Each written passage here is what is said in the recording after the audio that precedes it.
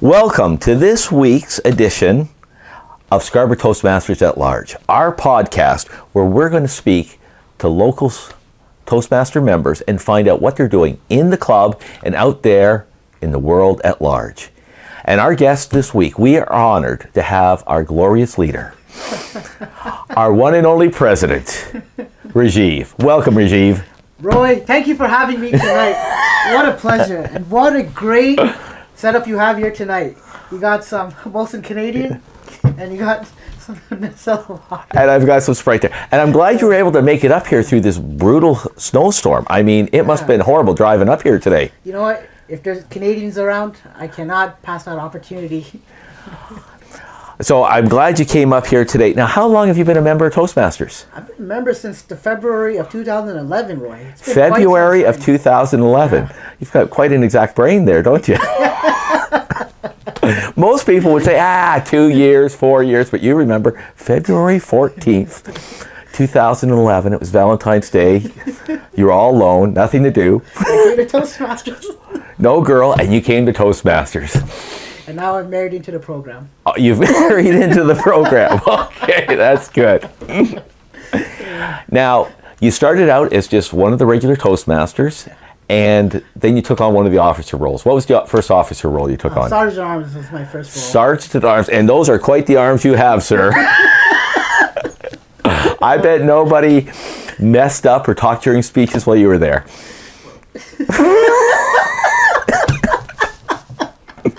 I get scared just looking at you. Is it the beard? No, it's not the beard. Am I holding any secret buttons? It's those big pipes you got happening there. So you started out as Sergeant at Arms, and what was your job as Sergeant at Arms? Really, it's pretty straightforward. Setting up the room prior to a meeting and making sure everyone has all the tools necessary to run a meeting. So the big thing was setting up the banner. I know you love the banner. No banner, we may as well all go home because, the banner's missing. How could I make a speech if the banner's not over there? I tell you, when you're not there and there's no banner, I just want to go home. It feels naked. And there are some people at our club I do not want to see naked. One or two I do, but most of them, no. So you started out as Sergeant of Arms, and then after a year of that... I took on the secretary role. The secretary role, okay. And what did that entail? Okay, it's not the traditional sense of being a secretary. It's not? It's So you didn't have to get anybody's dry cleaning or pick them up a coffee? Nothing like what people would imagine a secretary is or does. Because I'm trying to imagine you as a secretary, and I just can't picture you. Thankfully not. Dressed as one of those secretaries on Mad Men from the 1960s. Just can't picture that. Anyway, what did you do? Well, I had to keep record of all club archives, and the main... Archives? What are archives? Well, back in those days, we used to keep a lot of our records. Records. It used to be passed on from the previous secretaries. Yep. But now, as in 2018, and as currently club president, we've uploaded everything onto Google Drive. So during those days, we had everything as a paper copy. Yeah, and the primary function is to record meeting minutes, and particularly with the business session. Okay. And also the business session. Okay, that's great. The business session. And especially keeping track of who won what awards. Now, does it take a certain kind of personality to enjoy being secretary? Somebody who's maybe, what's the word I'm looking for? Precise, OCD, something like that. Somebody wants to write down every little detail. You know what, Roy? Anyone can do it. Anyone? Yeah, anyone. Even me? Yeah, absolutely. Okay, I have my doubts, but I'll take your word for it. Nominations are opening up, and I would suggest you put your name there as secretary. You'd be a great secretary. You'd be making secretaries great again, Roy. Well, I did make public relations great again.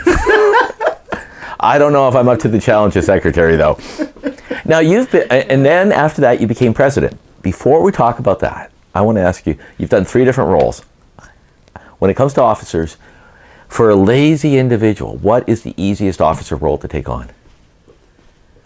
the easiest, absolute easiest thing I would say is, you know what? To be honest, there's nothing really easy per se. It depends on your personality. It's like what you want to do. If you got like more of a precise mentality, I'm sure you'll be like you like to go on the computer and type out all those secretary notes. Yeah. Or if you like to be a someone that likes to interact and talk with other people, being sergeant at arms is a great role for you. But it really depends on your personality and what's your taste towards. So one of the great things about sergeant at arms for somebody who's a little bit shy is it actually forces you to come out of your shell and work on small talk. New people walk into the club and you want to make them feel welcome, and you get a chance to work on that small talk that for some of us we actually struggle at. Yeah, I'm sure there are weaknesses and strengths for everybody, and being sergeant at arms is a great way to meet and talk to new people every meeting. What about girls? You meet a lot of girls that way? Scarborough Toastmasters, to be honest. Because I've seen a lot of, how do I put it, cute young ladies come through. Perhaps for your age, right?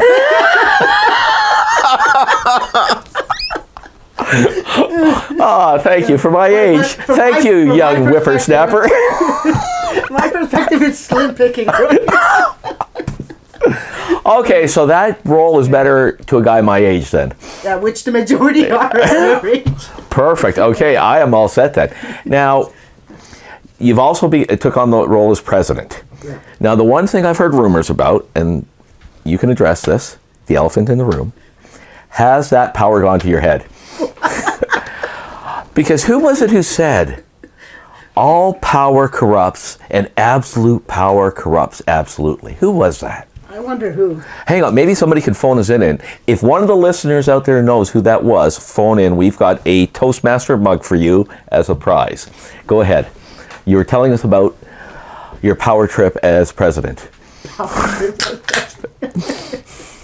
Well, the power to even be president has been given by the consent of the members. So all power is derived from the members, and I give back to the members by their own volition. Oh, really? What have you given back lately? By doing this podcast. Now, you've been with Toastmasters roughly 3 years, since Valentine's Day, February 2011. 3 years? Was it 3 years? Did you say 3 or 4? It's more like 7 years. 7 years, okay. My math is bad. I'm probably not the right guy for secretary or sergeant at Oh, arms. don't worry. Secretary is just writing down things. Numbers. It's not memorizing It's anything. numbers, It okay. doesn't require numbers. So you've been here like 6 years. 7? Whatever. How many speeches have you made, roughly? Like 10 a year? Yeah, approximately 10 a year. So you're up around 70, 80 speeches? It doesn't include only the 10 I make in Toastmasters as a speaker. Doing president role, I have to sometimes take on roles as being a debate chair or even something, doing an area contest, club contest. So it's not necessarily only speeches that I make, but I do also other types of speaking commitments. So you've probably made close to 100 different speeches over the... Precisely. And you feel you've totally grown from doing your first icebreaker to where you are today? Absolutely, Roy. I'm sure if you were asked the same question, you'd be in the same... Well, nobody has asked me the same question, so we'll never know. Now, the day you walked into Toastmasters the first time, what were you thinking? Actually, the first meeting place used to be at Malvern Library. And when I was there, it was a totally different type of environment. All the members were probably a good 30 years older than me. Oh, really? Yeah, so I felt like I was in another environment. It did not feel like Toastmasters. So you felt you were like in a funeral home. And you were going to have to carry somebody's coffin that night. Or help carry someone off a stretcher. And you're looking around, I'm not doing CPR on you, or you, or you. So you walked in your first night, totally different environment. What did you think? What were you hoping for? I think the first time I walked in, I was like, what am I doing here at Toastmasters? But you know what? I went there and I got to talk to some of the older members. Yeah. And you know what? Toastmasters, they're a relaxed group of people and friendly and really funny people. So it was a great first experience. Now, do you have any future goals for your future as a speaker? Are you hoping one day maybe to be a professional speaker, to get paid for some of your speeches and presentations? Or do you have some church group or some other group that you hope to do inspirational speeches for one day? I'm not sure what type of other groups. Well, there's a whole lot of groups out there. It could be a hockey association. It could be a political group like the Green Party, or some other party that you have a personal affiliation for. So is that what you're hoping for? You're down the road, your future goal to be inspirational to people? Roy, I have no aspirations to become a professional speaker at this time. Yeah. You know what? Wouldn't you love, though, to get paid for speaking? Wouldn't that be fun? It would be great, but I have other interests in life as well. Oh, really? Tell us about one of them. You're a world traveler. Yeah, that's actually one of my biggest hobbies, to travel around the world. And you've actually interviewed me earlier this year. Well, let's pretend we didn't. Yeah.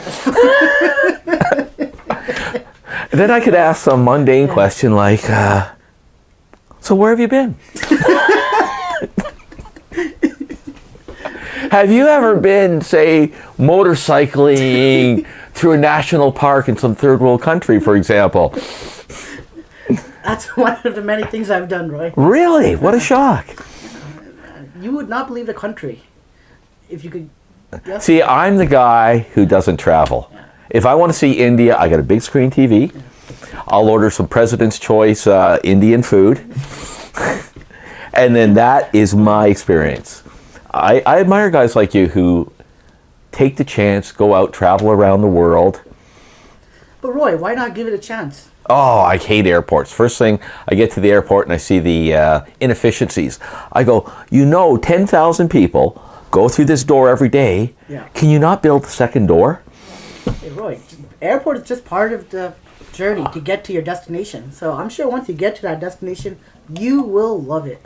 Yes, when I show up at the hotel and they say, yes, sir, you don't have your bags, and we're not going to let you into the room. It's empty, it's all made, but we will not let you in till 3 o'clock in the afternoon, so why don't you go sit by the pool? Roy, you know what? And the people in other countries, the people in different countries, they're different. In what ways are they different? At my age, I don't do well with different. So you don't have any future goals that way with... Now, Pathways, the new Pathways program, how do you like it so far? Well, to be honest, there are a lot of challenges with the program, especially going through the modules and trying to access certain things. So I think it's some growing pains. But now, you're a young guy, you're pretty tech savvy, but you still find the website a little bit clunky, a little bit intuitive? Yeah, and I've asked sometimes my Pathway guide, and he sometimes stumbled upon what to do. So, well, some of those Pathways guides are fantastic, but some of them,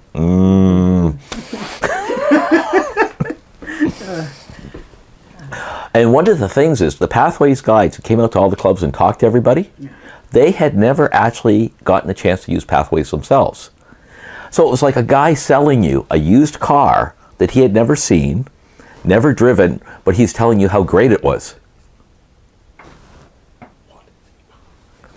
What is Pathways? Oh, is there a phone call? Oh, there is. Yes. Are they asking us what is Pathways? You would like to know what Pathways is about? And where are you calling from? From Timbuktu. I did not know that was a real place. Well, to our listener in Timbuktu, Pathways is the new program. The last time that Toastmasters was truly updated was back in the 1970s. Do you remember the 1970s?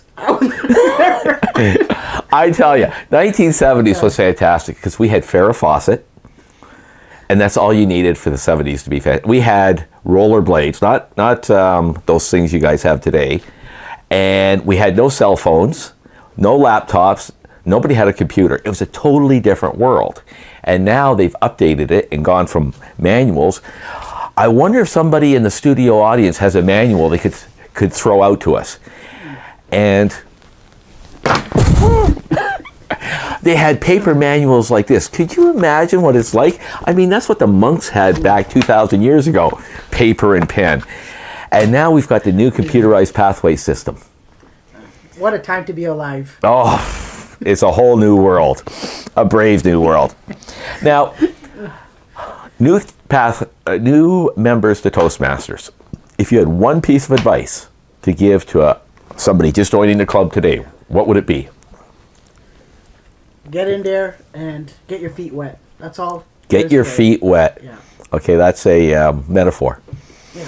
So start diving into the Toastmasters world and taking on roles and start talking to your mentor and try to prepare for your first speech. So take on the roles like joke master, like grammarian, timer, all those minor roles. Start building your confidence of standing up in front of a club of strangers and just reading out the timing of all the speeches, or getting up and reading the word of the day and the report about the word of the day. When you're asked to give a speech on a table topic, go for it. You know, just step out of your comfort zone. That's all there is to it. It's funny. Everybody says every part of the meeting is their favorite part. The speeches, it's my favorite part. The evaluations, my favorite part. Table topics, my favorite part. Joke master, my favorite part. There's so many favorite parts of What is Toastmaster. your favorite part, Roy? Joke master. Joke master is my favorite part. And the reason is, most adults, if you ask most adults to tell you, most kids will tell you a joke like that. But most adults don't know how to tell a joke. Right. If you asked an adult, if I asked my dad to tell a joke, he couldn't tell one. A joke is a speech. It's got a beginning, a middle, an end. It's got hand gestures. It's got eye contact, voice variation. A good joke might have, I'm talking in my wife's voice and she's angry that I'm at Toastmasters every Wednesday. So I love Joke Master. And my problem is, I wish people took it seriously, which sounds backwards. Why should you take a joke seriously? But if you want to do a good joke, and then you learn it at Toastmasters, you can tell it at work the next week, or at a wedding, or you meet somebody attractive at the coffee shop. You got a joke to break the ice. I love joke. What's your favorite part? I gotta say, table topics. You enjoy table topics. I love table topics. I got one pet peeve about table topics. What is that? That is, say somebody gets the topic Oklahoma. Yeah. Instead of just going for it, they go, Oklahoma? I've never been to Oklahoma. I've never heard of Oklahoma. I can't speak to Oklahoma. Like the other day, we had a guy who got Passover.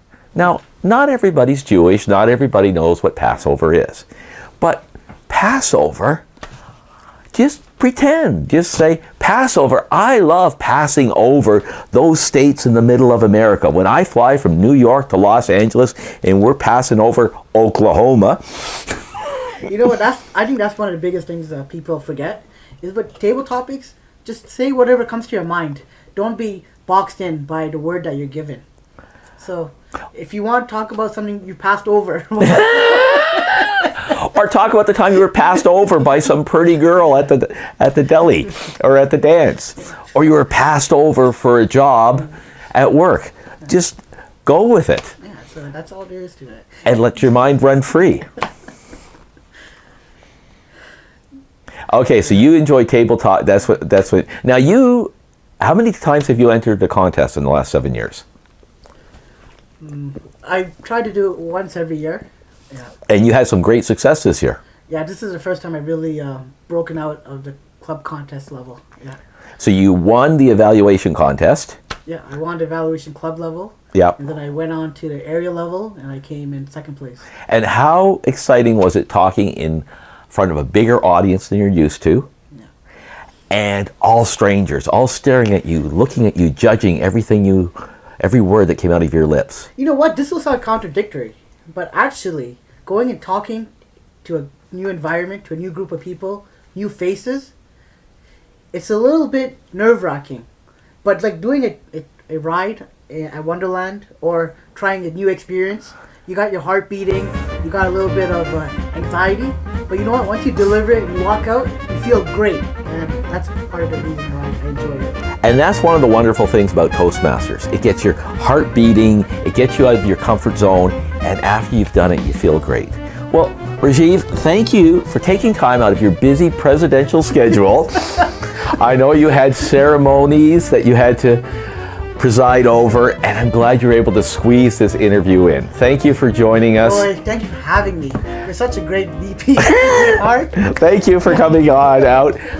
Okay, and we will see you next week on the next podcast from Scarborough Toastmasters, the best Toastmaster club in the entire universe.